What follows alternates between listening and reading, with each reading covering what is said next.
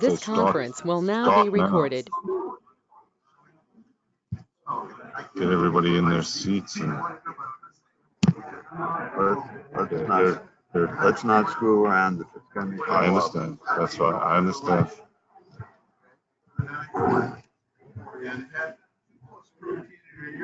And I'm not even going to unplug my drive until after I'm done.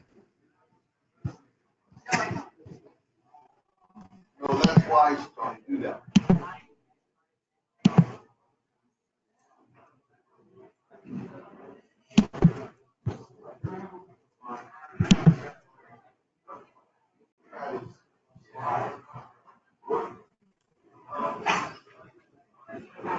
I think it is trying to play off here. Now.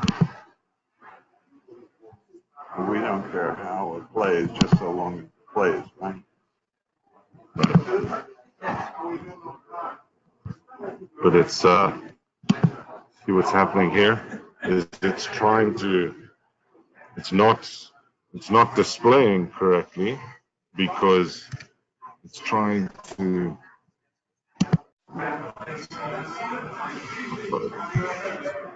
just taking it off. Do you want me to take the not yet. I would like to try something there.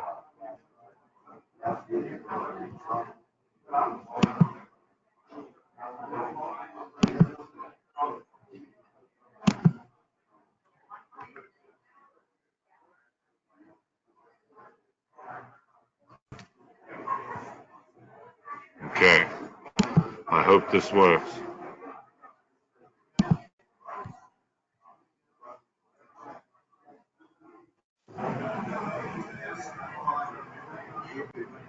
I don't want the audio.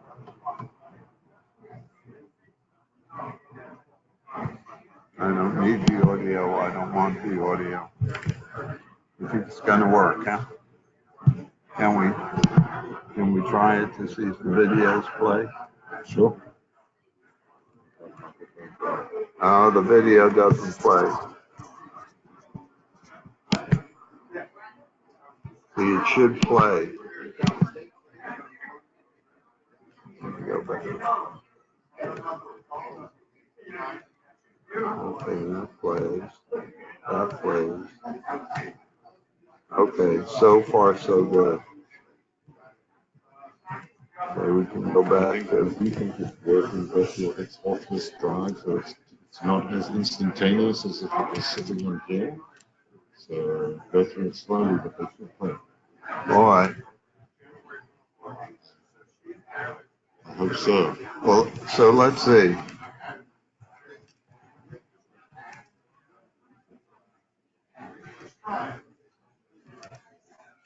Yeah. See what I mean? Yeah. Let me go through the whole thing. See, I do videos. My whole presentation is motion. Without motion. Uh-oh. You're just trying to go too fast. I can't keep up with the pace that you're trying to move. Yeah. I understand what you're saying. You should go back to the first. Like when you move through the pace. Yeah, I think it will. If you're showing all your slides on the screen. I understand you. Working now, Sonny? We can get them in. Right.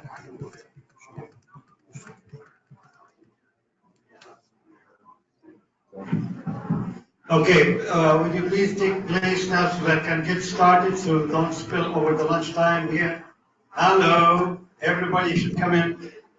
We are going to start in about 2 minutes. Please take your seat so that we can. Now we have a minor change in the schedule here where Dr. DeMaria switched with Dr. Paul. Just Dr. DeMaria, the next one will be talking. Dr. DeMaria, for those of you who don't know, who have not been here yesterday, he is a professor of cardiology and past chief cardiology at San Diego, California, past president of American College of Cardiology, chief editor of the Journal of Cardiology, and also the vice chairman of the International Society of Preventive Cardiology, Dr. DeMaria, wrote the book on cardiography and one of the best in the world to talk about the topic. So Dr. DeMaria will be talking to you on cardiovascular imaging modalities, update 2018. All right, Tony, are you ready?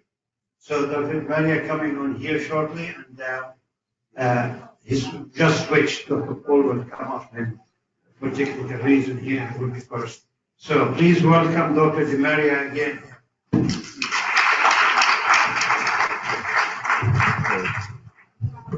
Okay, so my presentations, I'm a picture kind of a guy. I show videos. It's very important, and the videos don't always play. They can get persnickety, and so I think we've got them playing. Ryan and I have been up here, and that accounts for the switch.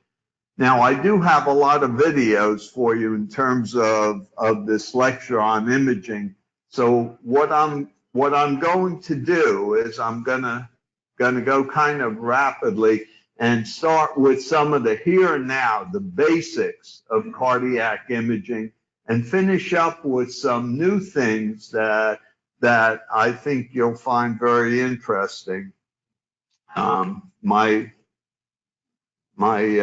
conflicts were displayed. So we have lots of cardiac imaging techniques. Obviously, the optimal characteristics, we'd want them to be non-invasive and not utilizing ionizing radiation and whatnot. And so we're moving more toward that kind of perspective.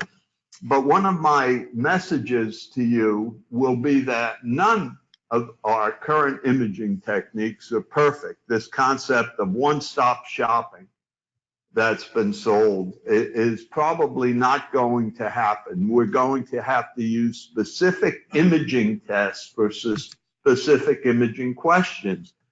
Well, what are the questions we'd want to answer? And here's a list of them. Typically, we seek from our cardiac imaging techniques information about structure and function, myocardial perfusion and ischemia, whether we have viable myocardium or scar, what the coronary anatomy is, even what plaque composition is. And increasingly in the future, we'll look for information about cellular and intracellular targets. So that depending upon which of these bits of information we're looking for will be what technique we use. And this is an echocardiogram. We've red loafed the heart along its long axis, short axis through that, and then apical 4-chamber view, apical 2-chamber view, as if we red loafed the heart and tossed it up, so we're looking at the top. And echocardiography, cardiac ultrasound, is the bread and butter. It's basic. It'll always be here. It's inexpensive. It's mobile. It's non-ionizing radiation. It's tomographic. It's high temporal resolution. There's no question that it will always be the basis of our cardiac imaging. And we can take these two-dimensional echocardiograms here again from the so-called apical views and apply the so-called method of discs and get cardiac volumes and ejection fraction, so that ejection fraction is kind of the body temperature of cardiac imaging, and it's the one number everybody knows. But increasingly, in order to enhance our precision in measuring cardiac function, we're turning our attention to three-dimensional echocardiograms, as you see here. And the resolution is really extraordinary. And now with ultrasound, with all its advantages, we can get a lot of information. Of course, it's very difficult to measure a 3D image. It's very hard. So typically we will, the light's mafus, so maybe if the lights were down a little bit, the images would project a little bit better. but we have two-dimensional images, and from these, this again, orthogonal images and short axis, we can get instantaneous volumes and systolic volume and diastolic volume and get ejection fraction. So for everyday imaging, echocardiography is kind of where we turn. And if we go to a three-dimensional data set, we can actually get short axis images from the very apex of the left ventricle all the way up to the base, and measuring those get very good estimates of cardiac volumes and ejection fraction. Now, we saw the opportunity with this three-dimensional echocardiography to maybe measure some data and write a paper.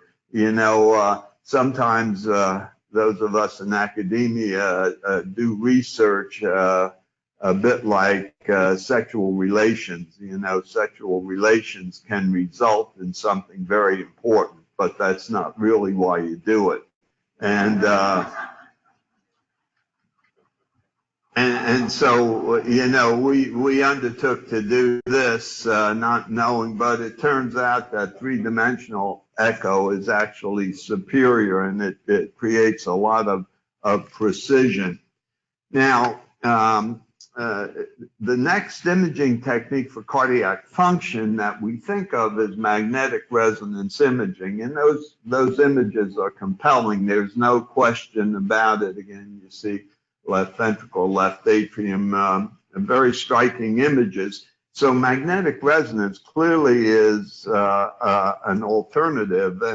And when we go in patients with coronary artery disease, you can see this patient has an aneurysm, actually has a clot, so that magnetic resonance imaging really provides a very compelling alternative.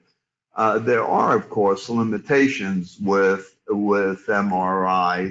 It has disadvantages. It has advantages. The quality of the images is high. They're uniformly obtainable, and that's not true of ultrasound. Ultrasound depends on the configuration of the chest. They're highly reproducible and inherently three-dimensional. So all of this is really attractive. The problem is that you don't have MRIs everywhere. And of course, in acute MI, the last place you'd ever want your patient to be in is a magnet if they had a ventricular arrhythmia. It's much more expensive. Now we can do it with electronic devices, but because of its expense and whatnot, it's usually reserved for patients in whom the echo just isn't adequate. Okay, so what I've shown you is traditional imaging to get volumes and ejection fraction. But the problem with all of those techniques, you have a fixed imaging receiver. And so given that receiver, whether it's an echo transducer, MRI screen, it can't really distinguish whether or not you have true deformation, true thickening, or you have passive motion of a fixed structure.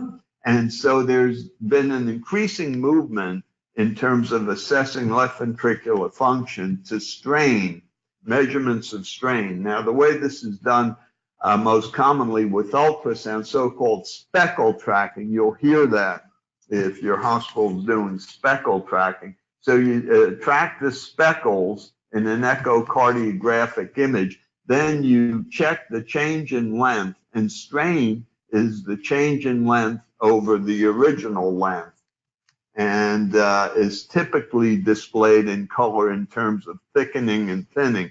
And this is a truer measure. Deformation is a truer measure of contractile performance of the heart than our volumes and ejection fraction.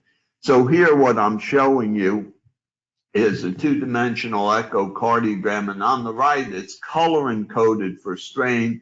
This is a relatively normal individual, and you see that during systole, the heart is encoded in red, which is a normal strain rate. And you can get longitudinal strain, circumferential strain, radial strain, lots of different strain measurements from an echocardiogram. And increasingly, this is what we're doing. You heard a very nice lecture on cardio-oncology yesterday.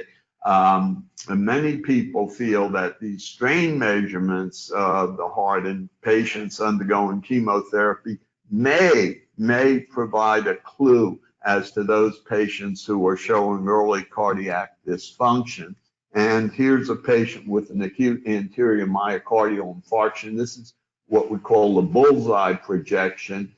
And every region of the left ventricle is shown in red, the normal. And this patient's had an infarct, and you can see that very well at the apex. So we depend upon our cardiac imaging for stress testing. We want to know if patient has chest pain, do they truly have ischemia, coronary artery disease, and there's obviously an ischemic cascade. The first change being abnormality of perfusion, and then you get abnormality of function, and ultimately ECG abnormalities, and then chest pain is the final manifestation. So how do our techniques compare? Well, the standard for perfusion imaging is SPECT, single photon emission cardiac tomography. And here's an example of a SPECT study, and you see a defect during stress, which reperfuses during rest. And that's the tried and true. The alternative is not looking at perfusion, it's looking at mechanical dysfunction, and that's typically by echocardiography. This is a patient has stress echocardiogram. I apologize, nobody gets seizures from looking at this, but if you look at the apical septal view, it's normal here and ultimately becomes dyskinetic.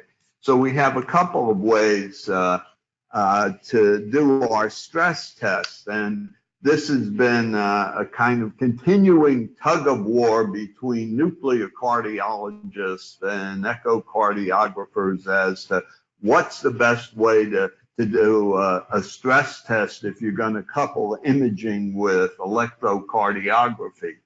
And I'll just summarize it for you here. In fact, in numerous studies that have been done, over 20 comparative trials, the results are pretty much similar. They're pretty much similar. The sensitivity and specificity of SPECT and stress echo are about the same.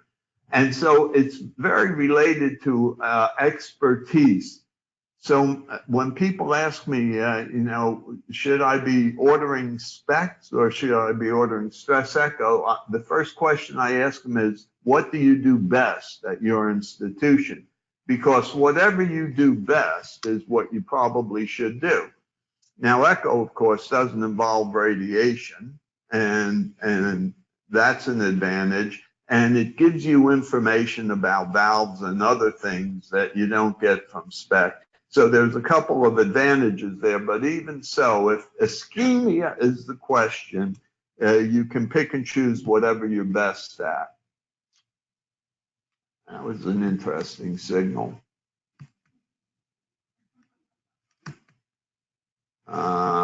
This is not a happy turn of events.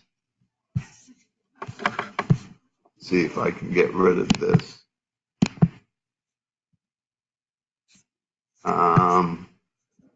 Wait for the program to respond.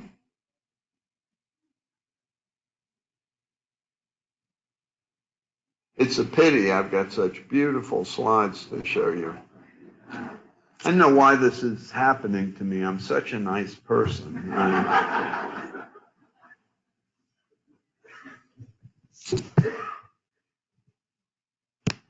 guess that wasn't. Should I restart the program?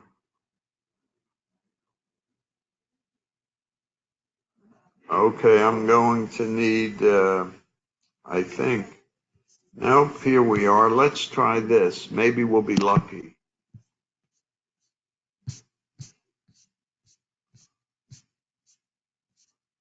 Okay, I'm going to skip the viability part of this because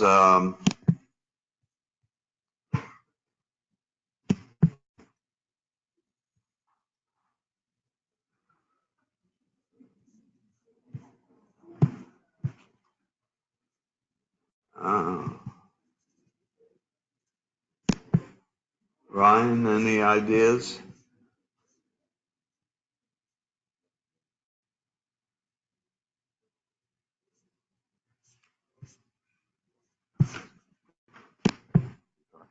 No, I think it's frozen.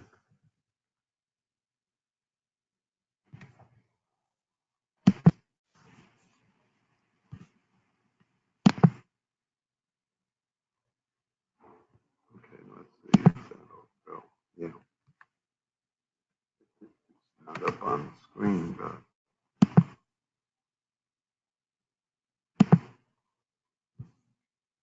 okay, we may we may be able to do this after all.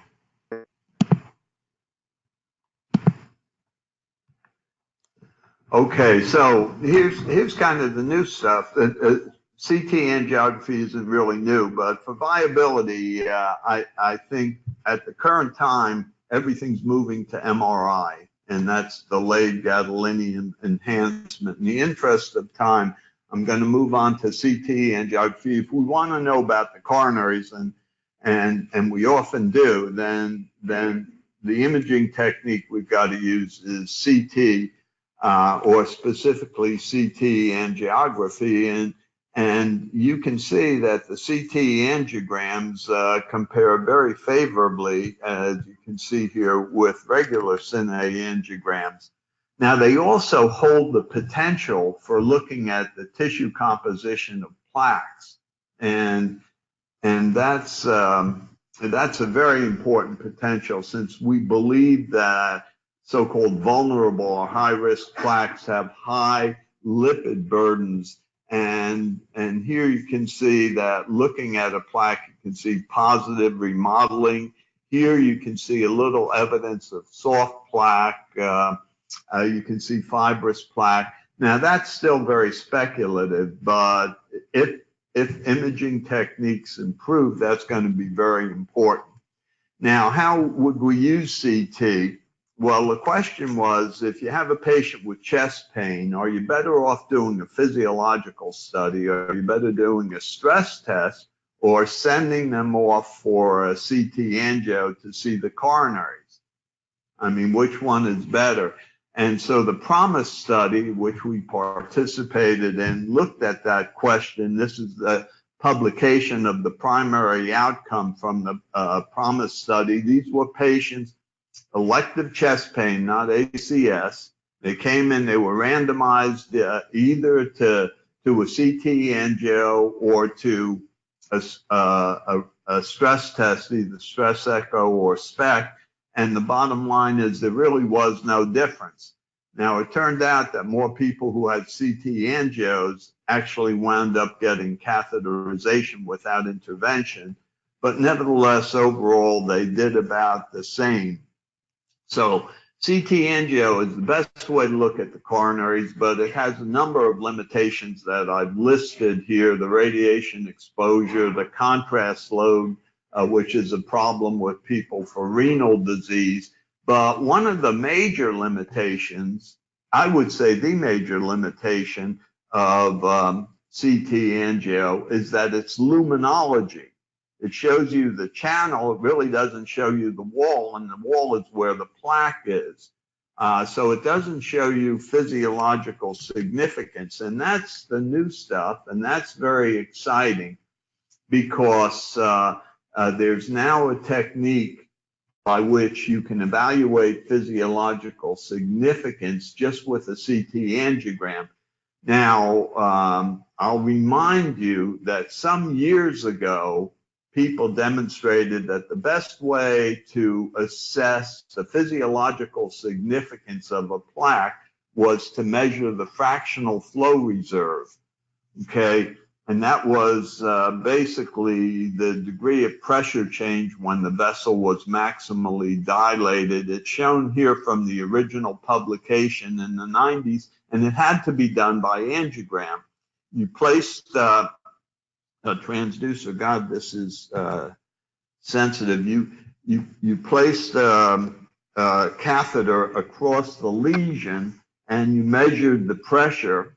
Okay, here the pressure both pre and post lesion are identical. Then you did major vasodilation, and by seeing the drop in the pressure distal to the lesion, you saw the flow reserve, and that was a true measure of the physiological significance. And studies went on to show that you could select patients who would benefit by revascularization based on their flow reserve. They had a flow reserve of 0.8 or greater, then in fact those patients did every bit as well with optimal medical therapy as they did with a stent or bypass. If it was less than 0.8 fractional flow reserve, those patients clearly did better with intervention. So that was very important. But nevertheless, it meant you had to catheterize somebody and put in a pressure transducer. Well, what's new is that some very, very gifted bioengineers, actually from the San Francisco Bay Area, have used what's called computational fluid dynamics. Very, very complicated. I don't have time to discuss it with you, but at the break, Dr. El-Shahawy will be happy to go through the mathematics of it. But bottom line is using the computational fluid dynamics and superimposing it on the CT angiogram, they could obtain a measure non-invasively of fractional flow reserve, which became called CTA-FFR. And in their first study, where they looked at things, here's an example from one of the studies. This patient has a circumflex lesion. You can see on the angiogram and on the CTA. Here are the fractional flow reserve measurements from the CT-FFR, and they demonstrate quite clearly that the circumflex has an FFR of 0.64 as compared to the LAD, which is perfectly normal at 0.83. So that this is pretty exciting, non-invasive physiological significance. Now they compared, in this study, they compared the CTA-FFR against SPECT and PET. Now, PET showed the physiological significance very well. SPECT, not so good. So in this systematic study, CTA-FFR was best, PET was close, and SPECT turned out to be the least reliable. So again, from that same study, looking at a receiver operator curve and identifying ischemia per vessel, you can see in blue, CTA-FFR was superior to PET or SPECT in this particular study. So that's pretty significant. Now the next question is, how do you use this clinically? So the PRECISE study is going on. We're one of the centers. I'm one of the investigators for PRECISE, and that's something we can maybe bring to you a year or two from now. But patients are being randomized who have chest pain to regular approach, which is typically stress testing, or to CTA FFR. And then if it's positive, they're getting intervened upon. If it's negative, they're being treated medically. And in a couple of years, we'll know if this is really a spectacular, non-invasive approach to determine how best to treat our chest pain patients. Now, last thing I want to tell you about, which is something that I presented at this conference in the past, but that's exploding now, absolutely exploding, is handheld echocardiography. Believe me, 5 years from now, every doc is going to have a handheld echocardiogram because it's going to be on their cell phone. And everybody's got a cell phone. But the big advance was once it fit in your pocket, and we have a very handsome model here showing how the device fits into the pocket. And there's a whole host of these devices now that are very small. These are echocardiograms, and in fact, the move toward just carrying a transducer and putting it on your telephone.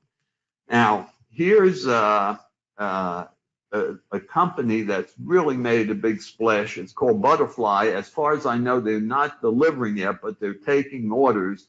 This is an echograph that goes on your cell phone, and the quoted price is $2,000.